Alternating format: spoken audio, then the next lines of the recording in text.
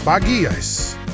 MPT Bersatu baru-baru ini bersetuju dan mengesahkan keputusan Tan Sri Muhyiddin Mohamad Yassin, Presiden Parti, untuk meletakkan jawatan sebagai pengerusi Perikatan Nasional.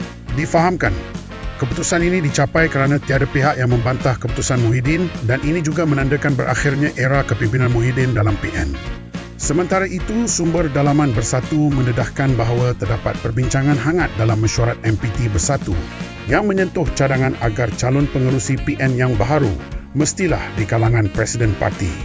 Menurut sumber, cadangan tersebut dilihat secara tak langsung bertujuan untuk menutup ruang bagi mana-mana calon yang bukan Presiden Parti untuk mengisi kekosongan jawatan pengerusi PN, termasuk mereka yang disebut-sebut seperti Dr. Samsuri, Tuan Ibrahim dan Hamzah Zainuddin.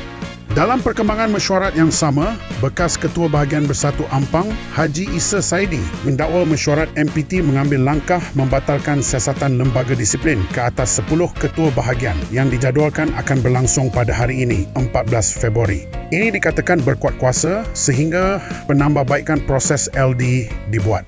Dalam kenyataannya, Issa menegaskan bahawa pembatalan siasatan tersebut secara tidak langsung membuktikan bahawa proses lembaga disiplin sebelum ini tidak adil. Katanya, keputusan ini dibuat selepas bantahan keras beberapa ahli MPT yang diketuai oleh Timbalan Presiden, sehingga akhirnya Presiden akur bahawa siasatan tersebut tidak berasas, bersifat terancang dan mencetuskan ketegangan dalaman parti, katanya. Jika dakwaan Issa ini benar, adakah pemecatan pemimpin parti yang sebelum ini dikira sah oleh perlembagaan parti? Sekian dulu. Sila like, subscribe dan share politico.my.